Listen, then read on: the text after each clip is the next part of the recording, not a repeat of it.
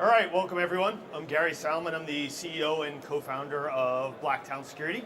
A little background on myself. I've been in the healthcare technology space for almost 30 years.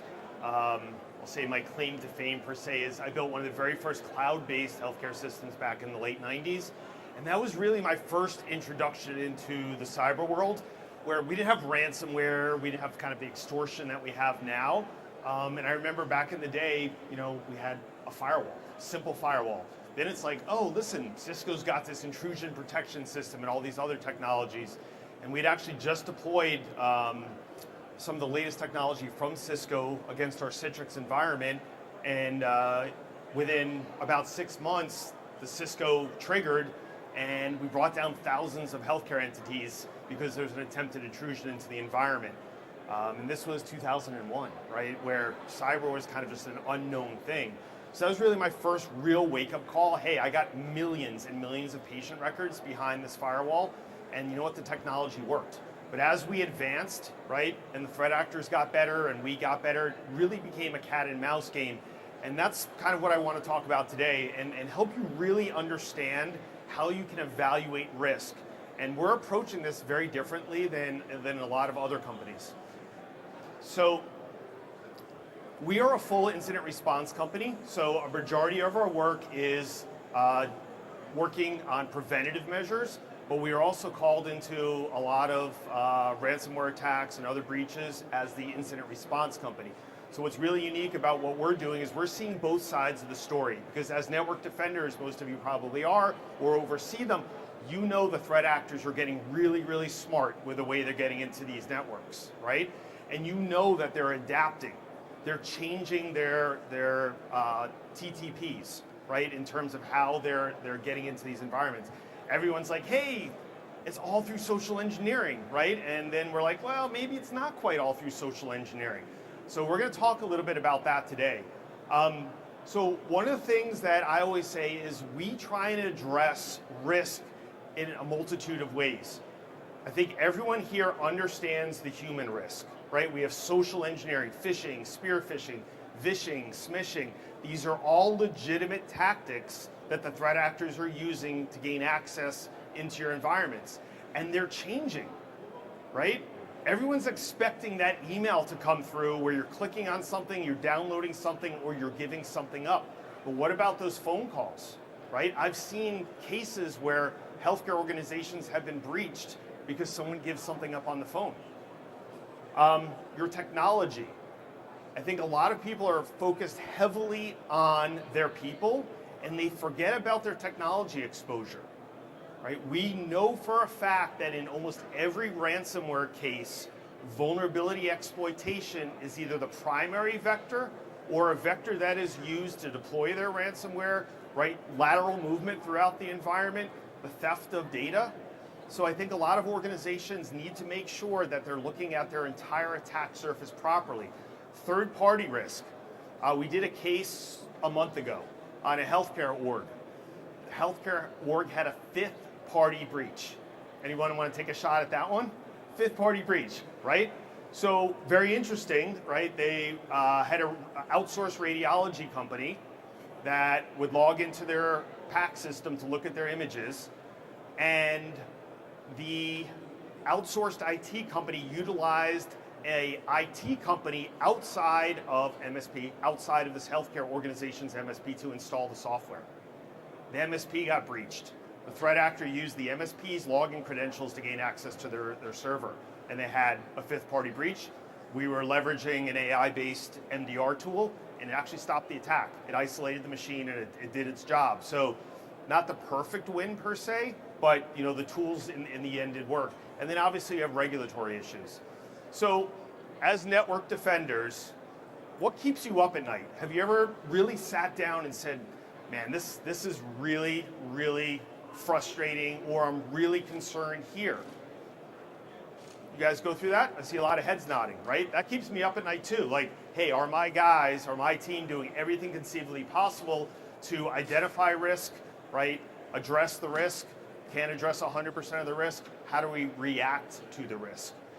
So what keeps you up at night, right? What don't you know? What don't you have visibility into is a huge concern for most defenders. So if I said to you, you can't measure your cyber risk if you don't know your cyber risk, I would argue most people, when I say that to them, they laugh. And they're like, yeah, like that's what we freak out about. That's what we worry about. So if I said to you right now, where are all your cyber blind spots and what's your risk? Could you answer this question using real-time data, right? And analysis, KPIs for your businesses, right? Your healthcare organizations. Do your hospitals and your healthcare orgs make business decisions typically off of data?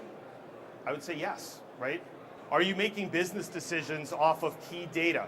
So one of the challenges we're constantly seeing with cyber is you have so much telemetry. Are you guys running vulnerability scans, pen testing, doing assessments, training your employees, phishing your employees and doctors? Are you doing all of this, right? I would argue for most healthcare organizations, the answer hopefully is yes, right? And then how do you look at all of this data and analyze it, right? So when we used to run vulnerability scans for a healthcare org, it wasn't uncommon that we could hand them a spreadsheet with 500,000, 1 million vulnerabilities. I get it, those aren't all exploitable. And a PDF file that's 15, 20,000 pages long. How many of you guys have had those, right? So what we're really starting to focus on is big data. How do we take all of this data and present it back to you in a way that's actionable? So I want you to kind of open your mind to something here. Over the last couple months, in the last 5 IR cases, incident response cases that we've done, which do you think was the common attack vector for all 5 IR cases? Show of hands, how many people think that the last 5 IR cases we did was 100% social engineering? Okay, so I'd say about half the audience. How many of you feel it was vulnerability exploitation for initial access? Okay, so pretty equal, so interesting, right? When you talk to a lot of network defenders, they're saying it's always that click. It's always that person falling that for that phishing or that spear phishing email. That's not really the case, right? If you look at a lot of the data that's being provided by the insurance carriers, IR companies, you're gonna see somewhere between a 60 and 40% of social engineering to vulnerability exploitation, 70-30, the numbers are pretty close. So I think if you're not focusing heavily on the technical vulnerabilities in your environment, there can be a problem. So a couple key things that I want you to think about, right, in terms of data. What type of data do you need to help analyze risk? How are you handling risk, right? Are you looking at your internal attack surface? Are you looking at your external attack surface? Are you looking at your training percentages? How many of you have full visibility into the percentage of your doctors and employees that are training? Do you know if I said to you right now, hey, we're at like 98%, we're doing really well? Or are you saying, yeah, I actually don't know that number? If that's something that should be in your purview, that's really critical data for you to have. I think the point here is we have to start really looking at the granularity of this data and correlating that data. So wouldn't it be great if we can assign security risk to a person, to a piece of technology like an endpoint, a server, a laptop, a workstation, a device, and then going up the food chain to a location, to a facility, right, to a hospital, to your overall organization. And really understanding and being able to correlate this data through security risk score, what is presenting you with the highest risk. So for instance, let's just say you have 15 facilities. Could be a couple of hospitals, could be physicians' offices. Within a couple of seconds, could you instantly identify which are your highest risk facilities through data based on people and technology? Because we know what happens. Your network defenders, your help desk people, your engineers, is there unlimited resources with those folks? Unlimited time? No, it's a challenge, right? So how many of you have to report up the chain to leadership, right? Do you have to provide, right? You have to provide reports, data. So one of the things we're seeing from a lot of our healthcare orgs, when they have to provide information to the senior leadership, they can go into our platform and within seconds, snip all of the relevant information related to risk. Here's my PowerPoint. I'm going to present to the executive board. We have very clear KPIs and data related to risk. So another big thing is, I get it, we say this all the time, do you have a single pane of glass to understand what the risk is? I always say, is there a single throat to choke per se? So this is what we've developed, right? Working with a lot of large healthcare organizations, we've come to realize that at some point, data is not manageable, right? You can't just say, all right, I think my firewalls are secure. I think I'm doing a good job at vulnerability management. I think I'm doing a good job with identifying threats, stopping threats through platforms like SentinelOne, CrowdStrike, whatever you happen to be using. How are my employees doing? How are they doing on simulated phishing? How's my pen testing results, right? How can I correlate all of this data so now it becomes actionable, right? So whether you're at an executive level position and you kind of need to know at a very high level kind of where we are, or I'm a level 2 help desk, I'm a firewall engineer, right? I'm a CISO and I need to start digging into the stuff with a dashboard. You can now do this. So here's kind of how we're addressing your cyber risk score. So we're taking in all of this telemetry and we're assigning an exposure score, like I said, to people and to endpoints. So here is a concept. What if you have an employee who you onboarded and now it's been 3 months and they haven't done any cyber training? Would you consider them a high risk or a low risk for your organization? High risk, right? High risk. Do you have visibility into that? What about a person that's tried to do their cyber training and they failed 4 times and they've, clicked on 3 simulated phishing emails?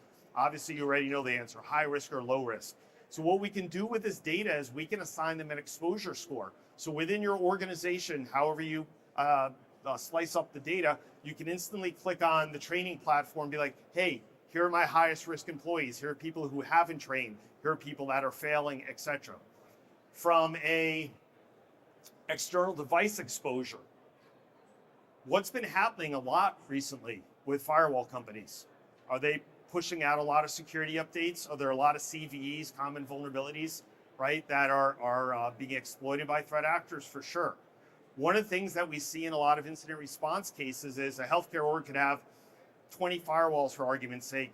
For some reason, these 19 firewalls were being patched properly. Someone screwed up the licensing on this firewall, and they have an exposure.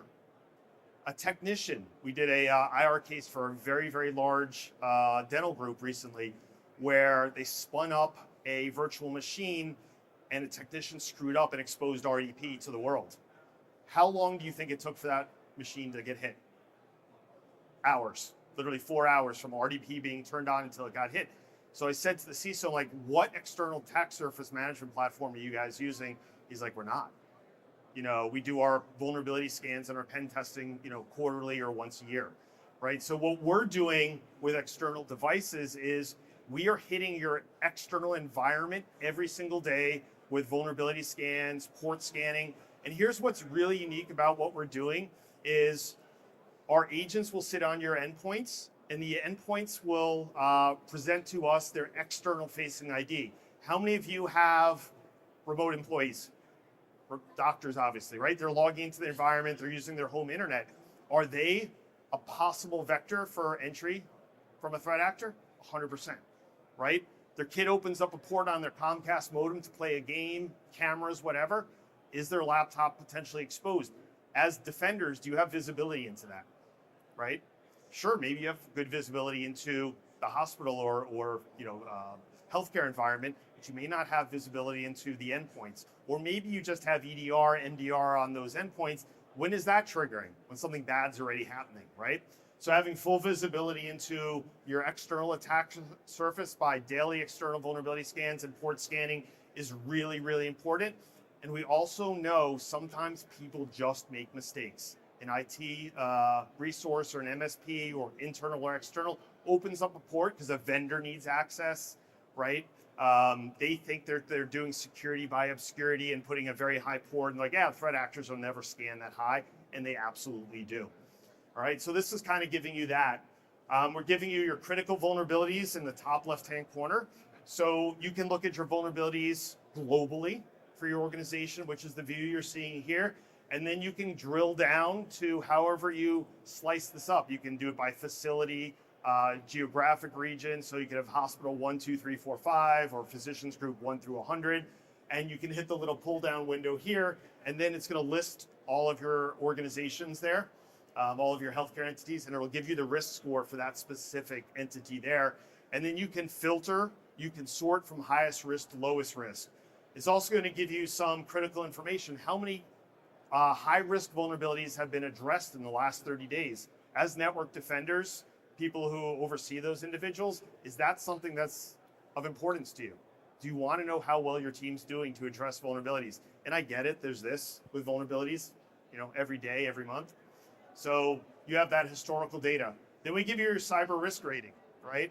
So one of the things that the CEO of the hospital or the physicians group may say to you, like, how are we doing from a security perspective? In the end, if you can give them a score from 1 to 100 to be like, hey, Mary, here's where we are. Last month we had a cyber risk score of 30, but because of all the remediation we've done, we've improved our training, we're now down to a 17 or 15 and we've reduced our risk significantly, right? This is something that people can understand who aren't very technical. On the right, we have integrations with some EDR platforms. So we can pull in, for instance, SentinelOne data, so you can see in near real time how many threats are being stopped, so you're not having to log into a console. The next one down at the bottom is benchmarking. This is something a lot of executives came to us, CISOs, CTOs, CIOs, said, hey, you guys have so many clients, can you benchmark us? Like, are we doing well compared to other healthcare organizations? Does anyone have the ability to benchmark themselves right now? Can you take a look and say, hey, we're doing better than the average healthcare organization from a cyber perspective? This is something that's extremely powerful, right? Because you can say, hey, from a cyber risk score perspective, risk rating perspective, we're above the average fold, right? We're on par with other healthcare organizations in the black talent ecosystem, or we're doing really good, we're below the fold. That's kind of just where we are as a society. People want to compare themselves, and especially at the executive level. If you can go to them and be like, hey, look how we're doing compared to all these other healthcare organizations, there's some power there. And you know what? If you're not doing great, maybe gives you the ability to manipulate budgets, right? Say, hey, listen, guys, here are thousands of other healthcare organizations. We have on average a 25% higher risk score than these others. We need to increase our budgets. So there is definitely some value there as well. So this dashboard, this platform goes a lot deeper. I'm not going to sit here and go through every single feature, but understand all of this is clickable. You can drill into the actual computer, the employee, the firewall. The platform will tell you what the vulnerability is, what the risk is, how you can fix the risk, etc. The other thing that we're doing, which is very powerful, and this is another thing people laugh at me when I ask, how many of you are really struggling with vulnerability patching and remediation, right? A lot of heads nodding. It sucks, right? You got to be really careful. You patch the wrong thing, something doesn't work, you can't take an x-ray, right? Machine doesn't work properly. So one of the things that we do for about 60% of our clients is we actually do the patching and remediation autonomously for them. Obviously, it's in a controlled environment, so we're not systemically just dumping out, patches and remediation for devices. But this is something that is helping really move the needle for a lot of healthcare organizations. Because if you think about it, what's the workload for your team to patch patch vulnerabilities? Is it sometimes relatively high? Yeah, it depends on the vulnerability, it depends on how many machines, the risk associated with it. So through our platform, we can instantly push these patches, everything from simple things like a Google Chrome patch, Adobe, to about 250 other different types of applications. Within 4 hours, our engineers would work with your engineers, be like, hey, this is what we're going to do. Do you guys want to do kind of a sandbox to make sure there aren't going to be any systems impacted? Or this is a simple Chrome patch. Let's just push it systemically through our environment. And within 4 hours, you'll see 30,000 machines with that vulnerability drop down to a couple hundred. That's how effective this technology is. What do you think the time to exploit is for a threat actor? From the discovery of a vulnerability until a hacking toolkit is created. Anyone want to take a shot? What do you think the average time is right now? You look like you have the answer. No answer. All right, so I'll tell you it's around 7 days. All right, so if you look back like 2 years ago, what was common? Vulnerability scans almost quarterly. Some healthcare entities were doing it annually. We're now saying you got to scan daily, right? So we're actually scanning endpoints every 4 hours with only about a 1 to 2% impact on the network performance. The problem with this TT, the time to exploit, is if you're doing monthly or quarterly scans, the threat actors are already 3 weeks to 2.5 months ahead of you, right? So being able to identify what the vulnerabilities are and address them through identification and vulnerability patching and remediation is really, really important. Because if you look at forensics investigations of these attacks, almost every ransomware case and exploitation of a network uses vulnerability exploitation, right? And if you've gone through that, God forbid that's happened to you, and you've read the forensics from these incident response companies like us, you'll see it. Hey, this vulnerability was either potentially or definitively used to exploit this attack, right? So that's why it's so important, right, to have this visibility at every single level within your organization, at the executive level, all the way down to kind of your level, probably level 2 help desk folks. So autonomous patching and remediation is very helpful. The challenge that some people may have with patching is a patch may not eliminate the vulnerability. Are you familiar with that? Sometimes what do you have to do? You have to go into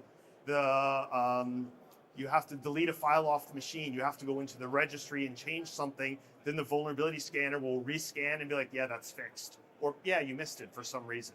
So one of the things we can do and help is scripting, right? So we have very high-end engineers that will write this script that can be deployed in your environment that not only eliminates the vulnerability, but can go into registries and things like that. So with that being said, I know we had only 20 minutes to cover a lot. I really hope you learned something. You know, here's my contact information. Hit me up on LinkedIn. Also, I have a ton of followers there. We post a lot of bulletins related to vulnerabilities, the latest threats, trends. We're trying to keep that information out there, kind of like an intel source as much as possible. So hope you guys learned something. Enjoyed presenting to you. Have a great day.